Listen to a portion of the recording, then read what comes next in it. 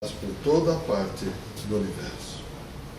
Santificado seja o vosso nome, venha a nós o vosso reino, seja feita a vossa vontade aqui na terra, assim como em todos os lugares desse espaço infinito.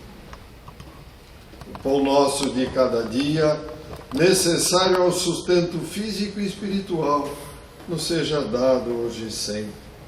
Perdoe, Pai, as nossas ofensas, porém somente quando perdoarmos aqueles que nos ofenderam, nos ofendem e nos ofenderão. Não nos deixeis cair em tentações da matéria, mas livrai-nos, Senhor, de todos os males, pois somente a Ti pertence o reino, a glória e o esplendor para todo o sempre. Graças a Deus, a Jesus e aos benfeitores. Que assim seja.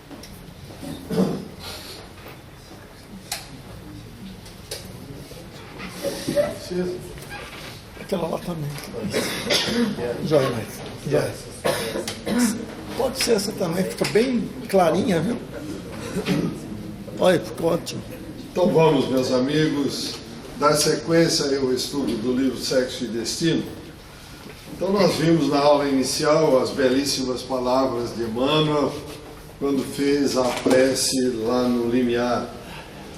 E dentre essa prece nós destacamos uma colocação muito importante, que o amor e o sexo plasmam responsabilidades naturais na consciência de cada um e que ninguém lesa alguém nos tesouros afetivos sem dolorosas reparações. Está muito claro, beleza, vamos para programas sexuais, não tem problema, ninguém me conhece, eu não sei. Lesou afetivamente, se prepara que o chumbo é grosso, gente. A literatura espírita está repleta de pessoas que achavam que podiam se locupletar do sexo, estão lá do outro lado andando como um lagarto, rastejando pelo chão e não entende por que está todo maluco. Não podemos lesar afetivamente ninguém, está muito claro isso. André Luiz está na colônia Nosso Lar, então ele vai nos presentear com os ensinamentos que nós vamos discutir aqui. Mas antes, vamos relembrar a hierarquia do Nosso Lar, aquela organização que portugueses distintos, desencarnados, fundaram aqui na parte elevada do Brasil. Vamos lá. Como é que é composta a hierarquia, como é que é composta a governança lá do Nosso Lar? É composta por um governador espiritual que, quando escreveu o livro, estava no cargo já há 114 anos, fazendo o cálculo hoje, 190 anos. Parece aqui no Brasil, né, que a gente muda toda hora.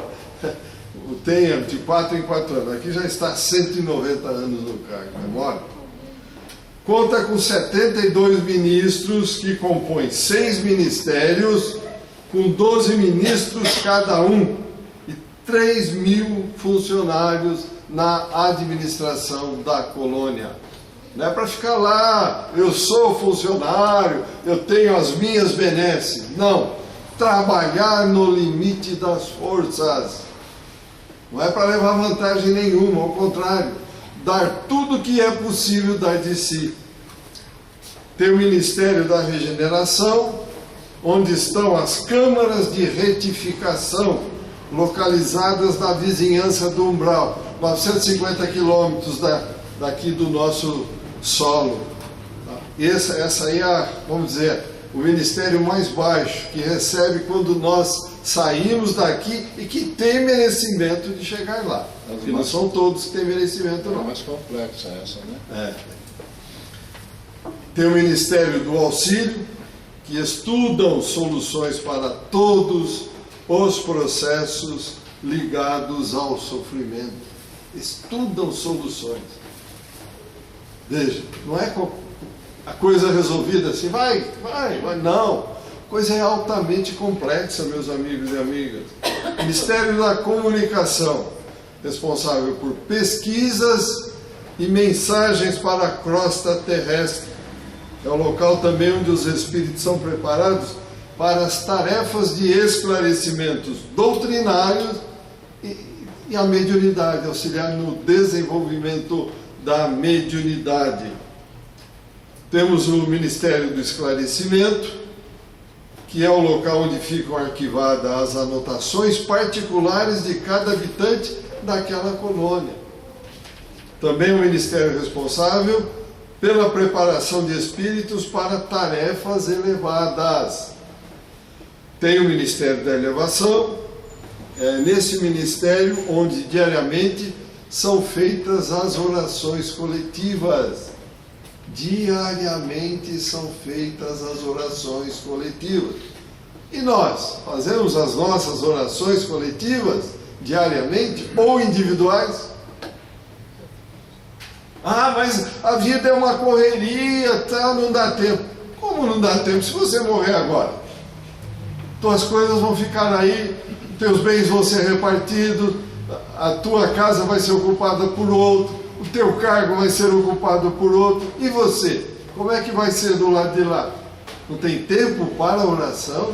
Não tem tempo para agradecer a Deus a oportunidade que nós temos de estar aqui, nessa bendita escola de, não é ainda, mas vamos dizer, regeneração do próprio espírito, aprendizado? Esse espaço busca também a elevação individual. Elevação individual, como é que é feito isso? Através do debate sobre a forma de interação com o meio ambiente, com os animais e com a parcela menos favorecida da sociedade humana. Debate? Mas como debate? Nós desencarnamos todos os dias quando dormimos. Esse debate é feito no momento em que nós não estamos aqui na lida diária dos nossos problemas da matéria. Temos também o Ministério da União Divina, que é a sessão destinada à aproximação com Deus. Então, o instrumento que possibilita esta aproximação é a prece. É a prece. É o único elixir que consegue nos eliminar das nossas mazelas. É o único. E continuando. Então, os ministérios, regeneração, auxílio e esclarecimento, ligam os trabalhadores do nosso lar com a terra. O Ministério da Elevação e da União Divina com o plano de Deus. Então isso não está no livro, mas eu fiz questão de colocar, porque é fundamental nós lembrarmos disso. Mas, continuando, então vamos com as reflexões de André Luiz. Então ele, como autor do livro, inicia então, após essa prece inicial, esclarecendo que sexo e destino, amor e consciência, liberdade e compromisso, culpa e resgate, lar e reencarnação, que constam no livro, nasceu de onde? Da forja na realidade do dia a dia da vida. Então tudo que ele vai nos passar não são elucubrações mentais de alguém que está aí viajando, como se diz. São fatos colhidos na realidade da vida no dia a dia. Hoje, ontem e amanhã, a projeção do amanhã. Certo? Então ele diz no capítulo 1, deixa claro que tal qual acontece no mundo material, também acontece no mundo espiritual. Ah, eu morri, agora eu vou para o céu, estou livre dos meus problemas. Você só muda de plano. Fica invisível para nós na matéria, mas todas as preocupações, todas as dificuldades continuam na nossa mente. Onde estiver o meu pensamento e a minha vontade, aí vai estar o meu coração. E do que está cheio o coração, vai falar a boca. Então eu sou bandido, morri. Virei santo? Sou corrupto, ladrão, morri, virei santo. Que é isso, gente? Matei alguém aqui, morri, do lado de lá não tenho mais nada que pagar? Ao contrário, aí é que vai haver o reajuste para valer. Então vejam só, tudo que acontece aqui, simplesmente a vida continua. Sofrimentos, continua André, e expectativa esmerilham o espírito, disciplinando, aperfeiçoando e reconstruindo. Por que será que nós temos dificuldades, hein? Está aqui a resposta. Se não tivéssemos dificuldades, nós seríamos, desculpe sem querer ofender ninguém, vagabundos. Nós não queríamos fazer mais nada. Está tudo bom, deixa como está. Mexer para quê? Se com tudo isso, a maioria dos humanos não querem nada com nada, imagine se não tivesse o sofrimento. O que seria? Necessidades, né? Está aí. Nós não viemos passar férias. Aqui é uma escola. E como escola tem que ter disciplina. Não é essa brincadeira que inventaram no Brasil aí, que pode fazer o que quiser. Não! O universo não é assim, disciplina. Emmanuel deixou claro quais as regrinhas básicas para que eu possa evoluir. São 3. Disciplina, disciplina e disciplina.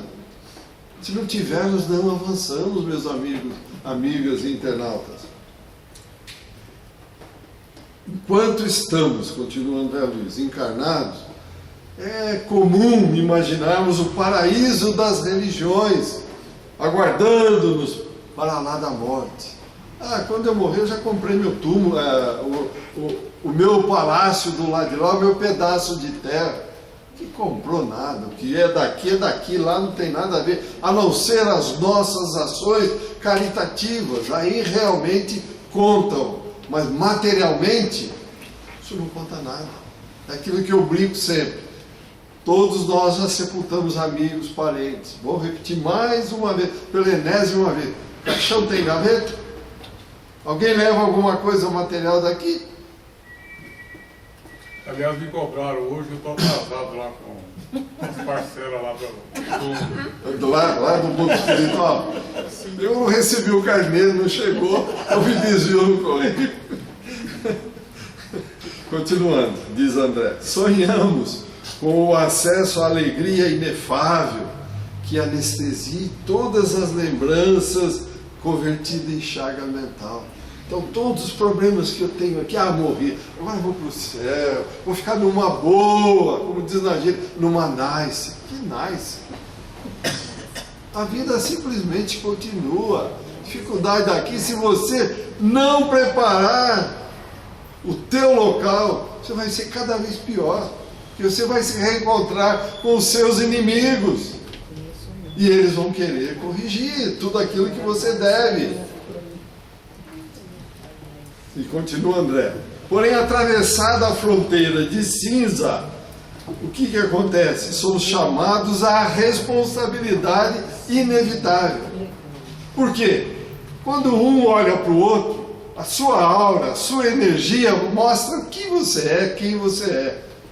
Eu vou olhar para vocês e vocês para mim, nossa, olha lá, mas eu vou falar isso? Não, eu vou ficar quietinho, porque da mesma forma estão me olhando. É o nosso, como dizia a doutora Marlene, é o nosso cartão de visita. Então precisamos tomar muito cuidado. Continuando, André. Então somos chamados à responsabilidade inevitável ante o reencontro com a própria consciência. Lá não vai ter como brincava aí antigamente, quando eu era garoto, você morreu, vai para o céu, São Pedro vai te cobrar. Não tem nada dessas brincadeiras. Não vai ter ninguém te cobrando. A tua consciência, a minha consciência é que vai nos cobrar. O que eu prometi fazer, o que eu fiz, oportunidades de fazer, joguei fora, não fiz. Aí haverá choro e ranger de dentes. Não sabemos por quê. Aí, está em nossas mãos. A vida simplesmente, confirma André Luiz, continua no além. As vidas em 2 tempos distintos diferem em campos e vestimento. Campo material e campo espiritual. O renascimento aqui na matéria, tanto quanto a volta ao mundo espiritual, representa uma laboriosa luta da personalidade. Quantas vezes cada um dos senhores, incluindo eu, já renascemos aqui? Diz o Dr. Inácio Ferreira, em um dos seus livros, cerca de 10.000 reencarnações no reino nominal. Vocês perceberam o conflito de egos que existe nestas reencarnações? Está tudo no inconsciente. Então está aqui para quê? Laboriosa luta da personalidade. Nós temos um modelo e guia, sabemos como fazer, temos os problemas. O espelho está aqui, é só ir corrigindo. Mas nós, via de regra, nos acomodamos nas coisas da matéria. Não, eu sou eterno na matéria. Eterno até amanhã, enquanto durar o tempo. Nada mais do que isso. Então o berço, diz André Luiz, inicia e o túmulo desdobra. No berço você começa a sua vida aqui. No túmulo ela desdobra. Aí que você vai ver a realidade. Vai voltar a algumas, não todas, porque nós não teremos condições, não estamos prontos, não temos elevação para ver todas as barbaridades que cometemos lá atrás. Então só nos é permitido uma ou outra que nós temos condição de absorver e tentar resolver. Porque se mostrar tudo, entramos numa loucura completa. É muita coisa errada. O porquê que o Cristo falou? Quem não tem pecado, atire a primeira pedra. Eu, como disse, estou com a mão amarrada aqui atrás. Não dá nem para pensar em tacar pedra, gente. Não tem chance. Então, nesta regra, somente a reencarnação consegue provocar mudanças reais em nós, confirma André Luiz. Sem a reencarnação, nós não mudaríamos. No esquife fica o casulo mirrado, que é o corpo físico. E conseguimos então transportar conosco para outras dimensões a mesma ficha de identificação nossa. Porém, com tudo que nós temos aqui, não. Somente com ingredientes espirituais que cultivamos e atraímos. Onde está o meu pensamento e a minha vontade, os afins se atraem. O que eu penso? O que eu faço? Como eu ajo? Como eu respondo ao dia a dia da minha vida? Ao contato com as pessoas, às dificuldades, aos xingamentos, aos esbarramentos, como é que eu respondo? Está aqui. Ingredientes espirituais que eu levo. Material não leva nada. André Luiz comenta que os espíritos domiciliados aqui na moradia terrestre, ao abandonar o corpo físico, assemelham-se aos insetos. Alguns permanecem como parasitas. Por quê? Outros se transformam. Alguns entram em processo obsessivo, movimentando-se à custa das forças alheias.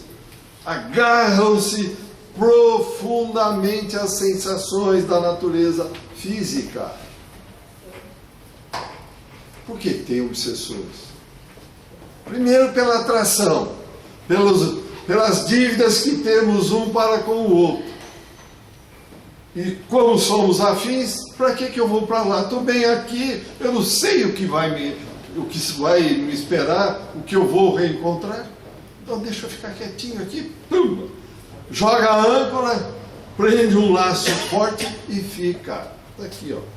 Agarram-se profundamente às sensações e não querem ir. Outros elevam-se a planos superiores da evolução em estágios edificantes lá no grande além. Por isso a doutrina espírita é fantástica, meus amigos e amigas. Veio entregar em nossas mãos o que queremos para o amanhã no mundo espiritual. Não é ficar esperando, Deus resolve o meu problema. Isso não existe. Deus é um Pai que nos ama ilimitadamente. Ele faz a parte dele, mas nós temos que fazer a nossa. Nós temos que fazer a nossa.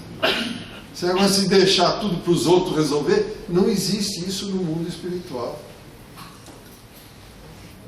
Ao acordar na espiritualidade... Nós criamos o nosso prontuário, não é isso? Exatamente. A tua folha corrida está feita lá. Está tudo registradinho. A tua, a minha e de todos nós. Então não tem como fugir disso. Chegar lá, não, eu sou bonzinho, eu sou ótimo. É que nem aquela aborteira que tentou entrar no nosso lar lá. Não, eu sou boazinha. Aí eles olharam bem assim, quantidade enorme de espíritos que ela tinha abortado estava em torno dela. Aí o espírito, o responsável, comentou, não, você não está pronta, você era aborteira, fez isso, aí ela ficou brava, xingou. Não tem como esconder, meus amigos. Ou fazemos, ou fazemos. Não tem alternativa. Ou fazemos de acordo com os ensinamentos do médico. Não foi à toa que ele veio, demorou 4.000 anos, se preparou, veio aqui e ensinou, olha, amem a Deus e amem ao próximo como vocês se amam. Faz já 2.000 e tantos anos, e aí, como é que nós vamos ficar? A mudança está chegando, está indo, está vindo aí. Por que sofremos desencantos quando estamos do lado de lá?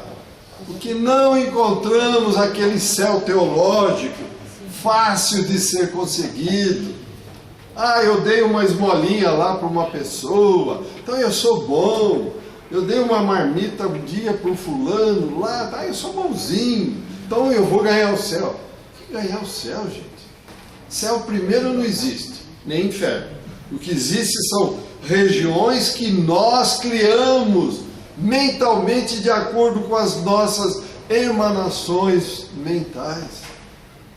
É isso que nós procuramos. Não está o céu está ali, o inferno está aqui. Não. Os afins se atraem. Aqueles que pensam exatamente igual a mim, vamos nos reunir. Via de regra, o que é que acontece conosco, comigo e com todos vocês?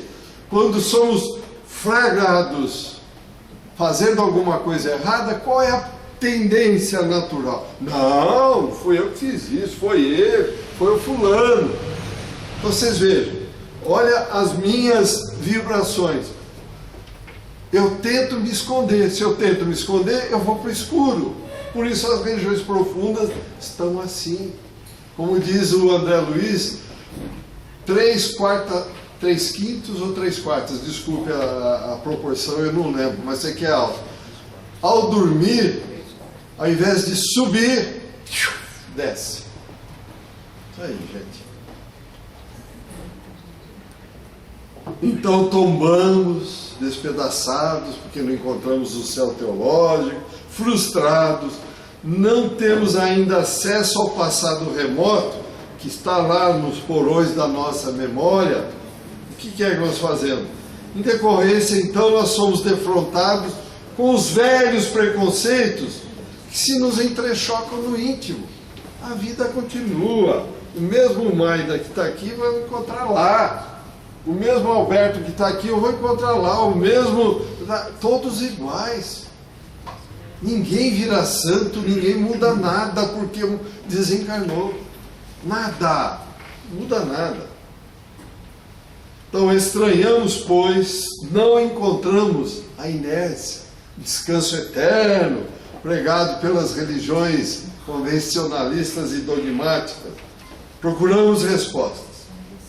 Respostas do quê? Desses conflitos extenuantes e terríveis, continua André Luiz, que estão lá nos recessos da mente, quando muitos de nós então saímos abatidos ou revoltados por não encontrar as respostas, e aí vamos ao vampirismo, entramos no desespero.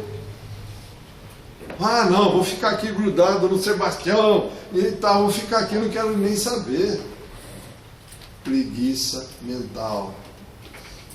Nós temos que procurar a nossa evolução.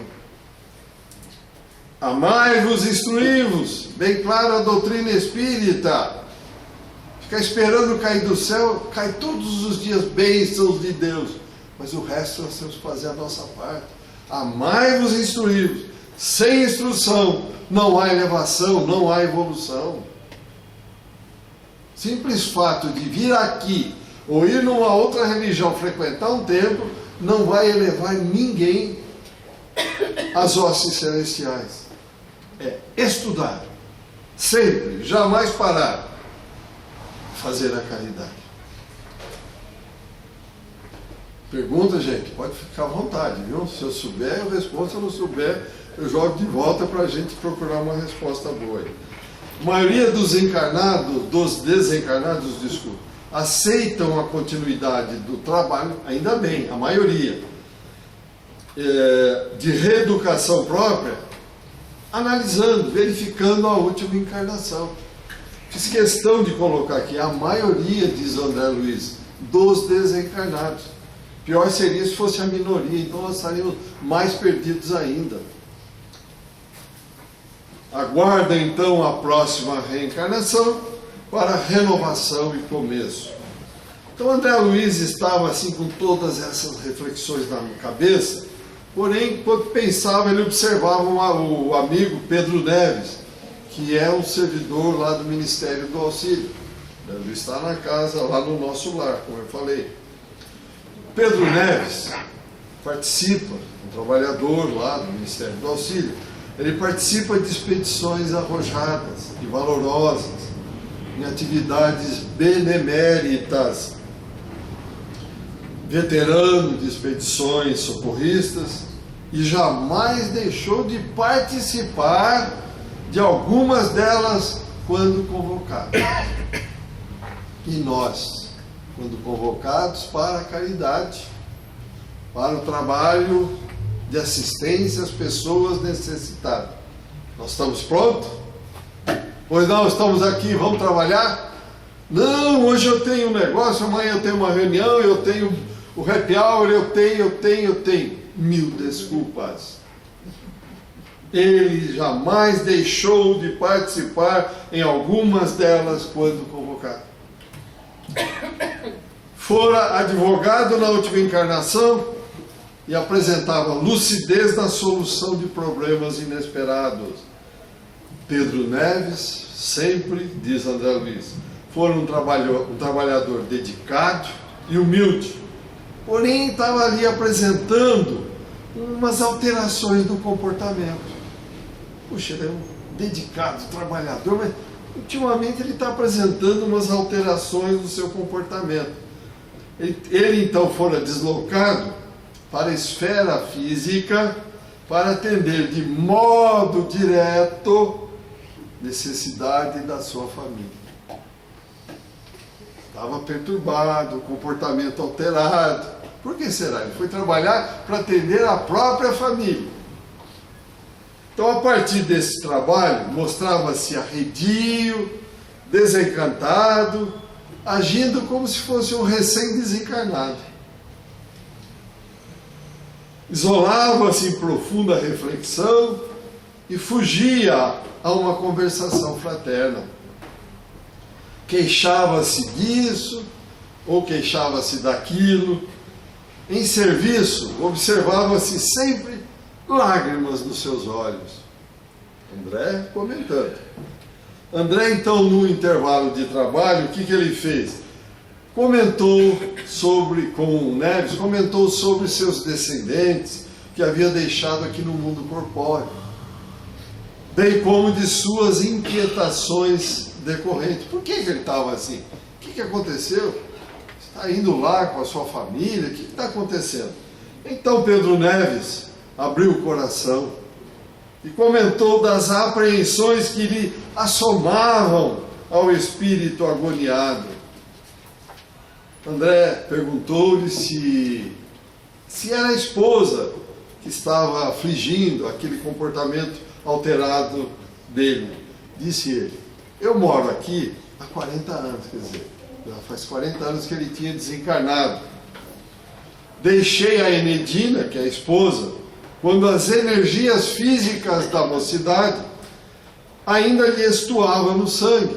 Quer dizer, faz 40 anos que ele estava lá. Ela então casou-se novamente e este novo marido afastou-a da convivência espiritual. Capítulo 3, né? Aplicou, disse o Pedro Neves, todo o patrimônio que eu havia deixado em novos empreendimentos comerciais. A esposa, antes simples, apaixonou-se pelas comodidades demasiadas, gastando o tempo terrestre em prodigalidade e bobagens, arrojando-se nos desvarios do sexo. Aqui começa o nosso livro. Arrojando-se nos desvarios do sexo. Ao observar o marido, ela, Enedina, observando o marido nesses tipos de viciações, quis desforrar-se dele, estabelecendo para si mesma desordenado culto ao prazer, mal sabendo que se transviava em lamentáveis desequilíbrios. Porque nós dissemos no começo, uma relação sexual é um prazer, algo simbólico, cria um vínculo que não dá nem para imaginar, gente. Continuou Pedro Neves. Meus 2 filhos, Jorge e Ernesto, ludibriados pelo fascínio do ouro com que o padrasto lhes comprava, a subserviência, enlouqueceram no mesmo delírio do dinheiro fácil e se animalizaram a tal ponto que não guardam nem de leve qualquer traço de minha memória, apesar de serem atualmente negociantes abastados e estarem em idade madura. André perguntou então se Enedina estava ainda encarnada. Pedro Neves disse para ele: Enedina voltou há 10 anos, já tinha desencarnado fazia 10 anos, em decorrência de icterícia, decorrente do consumo de bebidas alcoólicas. Está escravizada às forças aviltantes, às quais se uniu sem perceber. Nós atraímos, nós vivemos, como diz Paulo de Tarso, acompanhado por uma nuvem de testemunhas. Quem é que está com ela? Exatamente os que pensam e agem exatamente igual. Ela está no mundo espiritual, então são todos iguais. Isso seria um inferno? Seria um inferno. Específico criado por Deus? Não existe. É o inferno que ela criou para ela. É o inferno que cada um de nós cria para si mesmo. Colhida, ela, Enedina, está colhida por entidades infelizes, ela se compraz na viciação, continua naquele mesmo pensamento, naquele looping, tentando a fuga de si própria. E ele disse, Pedro Neves, o único recurso é esperar, André, esperar até ela mudar, porque não tem o que fazer. Como mudar, né? E os filhos? Perguntou André Luiz. Jorge e Ernesto, hipnotizados pela riqueza material, para mim fizeram-se inabordáveis. Mentalmente não me registram nem a lembrança. O padrasto, com o intuito de captar-lhes cooperação e simpatia, insinuou-lhes que não seriam meus filhos, e sim filho do padrasto. O pior é que Enedina não desmentiu. E aí continuou Pedro Neves. Na carne é comum o medo, frente aos desencarnados. Isso tem medo de fantasma e tal. Mas no meu caso, fui eu que me afastei do ambiente doméstico sob sensações de horror. As energias, elas circulam daqui para lá e de lá para cá. Em se tratando de ternura familiar, não fiquei na solidão. Apesar do meu desencarne, ainda a Beatriz era filha, era criança, ela, a Beatriz, a filha, superou e suplantou as afrontas, conservando-se fiel ao meu nome. Beatriz agora, com cerca de 50 anos, ligada ao marido e ao único filho, está nos derradeiros dias terrestres, com o corpo torturado por câncer. André perguntou-lhe por que estava preocupado com o retorno de Beatriz, e ele disse: problemas, meu caro, problemas. Estive por muitos anos à margem das dificuldades familiares. Agora, por amor à filha inesquecível, sou compelido a buscar a caridade, a irreflexão e o descaramento. Sinto-me inapto, desambientado. Vejo-me na condição de aluno debilitado pela expectativa de erros constantes. E aí André comprometeu-se então a ajudar Pedro Neves nas tarefas de assistência à filha Beatriz, que ainda estava encarnada. Então agora, ao entrar no capítulo 2, o André Luiz relata que o encontro com Beatriz, ainda encarnada, ela repousava, mas demonstrava assim um enorme cansaço. Ela, em decorrência da doença, que começou aos 47 anos, já estava magérrima e rosto enrugado. Refletia em si mesmada e tristonha. Seus pensamentos, diz André, indicavam a certeza da desencarnação próxima. Inquietava-se pelos vínculos que aprendiam no mundo ao mundo. Apesar disso, plasmava, viajava no além, plasmando formosos quadros aí no além. Recordava o pai, Neves, com muito amor. O pai que perdera na infância, tal qual estivesse prestes a recuperá-lo em definitivo. Veja, a aproximação dele já, as vibrações já faziam com que ela não percebeu, nem tinha percebido, mas já estavam mudando a situação. Observávamos, diz André Luiz, entretanto, que a alma da enferma se dividia entre o esposo e o filho, dos quais se sentia em inevitável separação. No aposento acolhedor, onde ela estava, tudo transparecia limpeza, assistência, carinho. Neves, então, apresentou a André o enfermeiro Amaro, do mundo espiritual, sim, que cuidava de Beatriz. E aí o enfermeiro Amaro informou que Félix, um abnegado e bondoso apóstolo e superintendente da casa socorrista que eles estavam ligados, que é ligado ao Ministério de Regeneração de Nosso Lar, esteve lá em visita com a enferma. E nesta visita, Beatriz, apesar de apresentar dores agudas, estava revelando profunda sensibilidade mediúnica. E apesar de não assinalar a presença do pai, mergulhou na infância, lembrando-se da ternura de seu pai. Então ela começou a mostrar a mediunidade, mas não conseguiu captar o pai, mas sentia os influxos, sentia as energias do pai. Voltar à ingenuidade infantil. Na memória, voltava às relíquias do berço, sentindo-se junto do pai, no regaço paternal.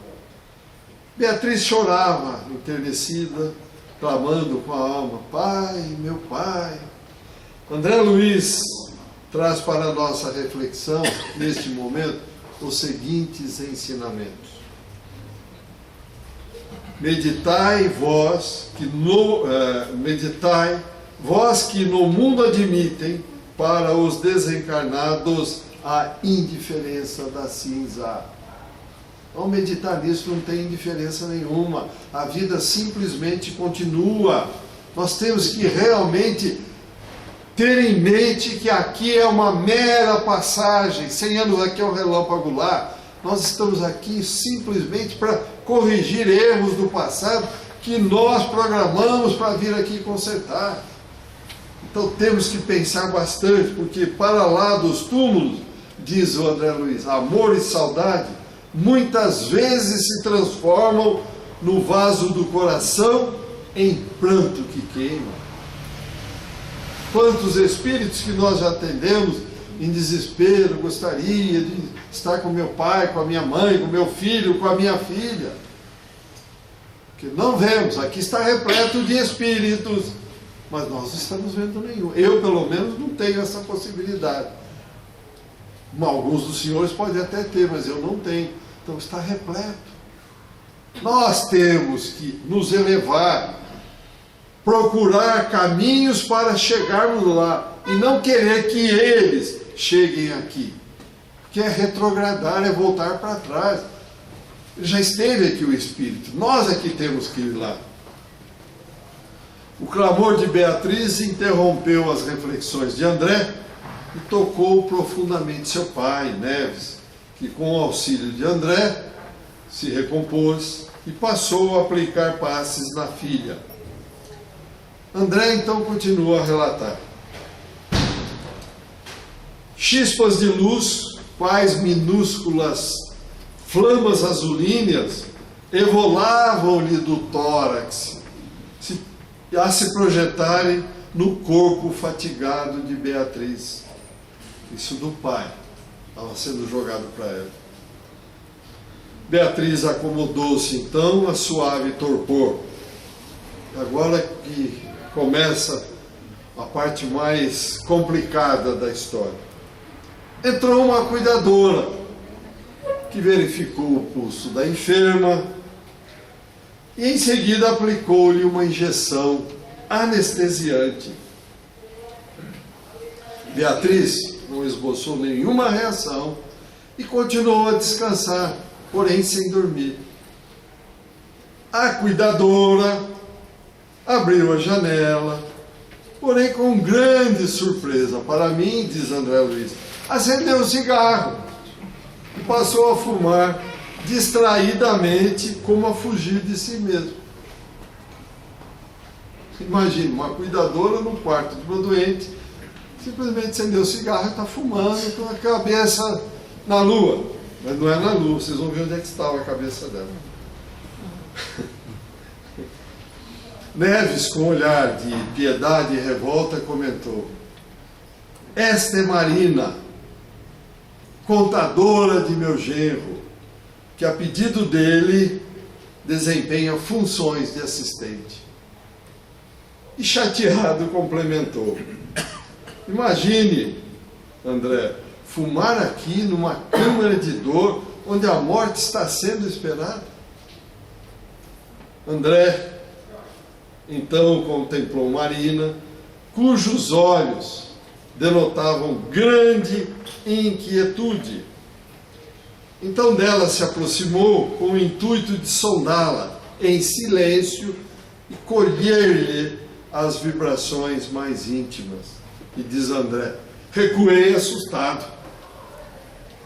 Recuei assustado. Quando ele foi olhar para ela, ele recuou assustado.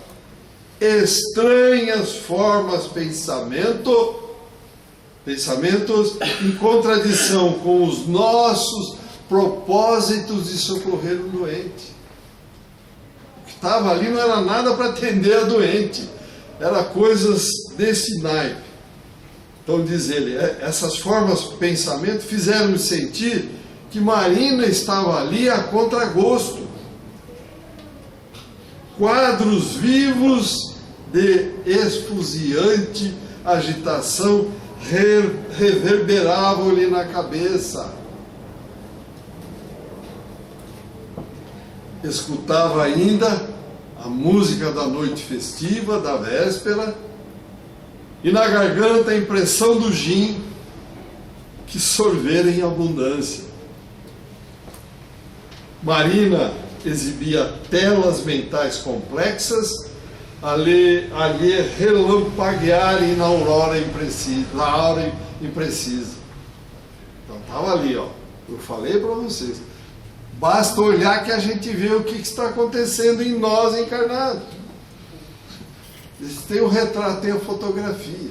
Então veja, Marina exibia telas mentais complexas a lhe relampaguearem na aurora imprecisa. André então pensa o seguinte: apesar de vir colaborar na solução de um processo assistencial, sem quaisquer intuitos menos dignos, diz ele, vou estudar o comportamento de Marina. Então André deixa-nos, antes de fazer esse estudo, ele deixa-nos a seguinte recomendação para os senhores que são da área médica e da área de cuidados de paciente. Deixa esta recomendação: a medicina terrestre no futuro, para atender com eficácia ao doente, examinar-lhe-á com minúcias a feição espiritual de todas as peças humanas que articulam a equipe. Não é só do doente. Temos que ver quem está trabalhando conosco. Que companheiros são esses? Tem condição ou não tem? Se não tiver, atrapalha o trabalho. Está aqui, ó. Isso não são palavras minhas. Palavras de André Luiz. Vou reler de novo.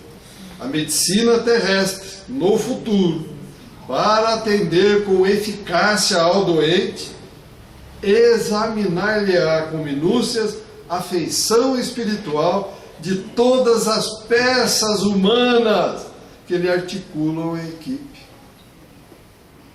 Informação importante, meus amigos. E aí, então, André iniciou a anamnese psicológica de Marina. Vamos ver o que vem aí. Marina apresentou em seus pensamentos a figura de um homem amadurecido. Ela e ele juntos semelhavam pai e filha. As atitudes sentimentais mostravam, entretanto, estuante paixão entre ambos. Nos painéis sutis que surgiam e se desfaziam alternadamente na mente de Marina, mostravam-se ambos extasiados, ébrios de prazer, fosse no automóvel, na praia ou em casas noturnas. Marina entrefechava as pálpebras para reviver com mais segurança as lembranças, as reminiscências que lhe empolgavam os sentidos, para em seguida mentalizar outro homem, tão jovem quanto ela mesma. Em novo tipo de palco, as lembranças das próprias aventuras mostravam ela e ele juntos, no mesmo carro, ou como pedestres felizes, saboreando refrescos, ou em conversa animada em jardins públicos, tal como jovens e namorados. E aí continua André Luiz. Nestes rápidos minutos de fixação mental que se exteriorizava ali por Marina, Marina revelava a dupla personalidade da mulher dividida entre o carinho de dois homens. Marina exibia pensamentos de medo e inquietude, ansiedade e arrependimento. Neves, que acompanhava a análise de André Luiz, quebrou a calma, exclamando abatido: está vendo, André? Você acha que é fácil para mim, pai da doente, suportar aqui semelhante criatura? A pedido de Neves, então, eles foram para outro aposento para que pudessem refletir e conversar a respeito do que estava acontecendo. E aí vocês vão me perguntar, então, afinal, quem são os envolvidos nessa trama? São... Na próxima aula vocês vão saber através do Dr. Marujo. O Dr. Marujo vai dizer para vocês, tá? Siga-nos nos próximos capítulos. O Dr. Marujo vai dizer quem é, tá bom? Alguma pergunta? Algum comentário?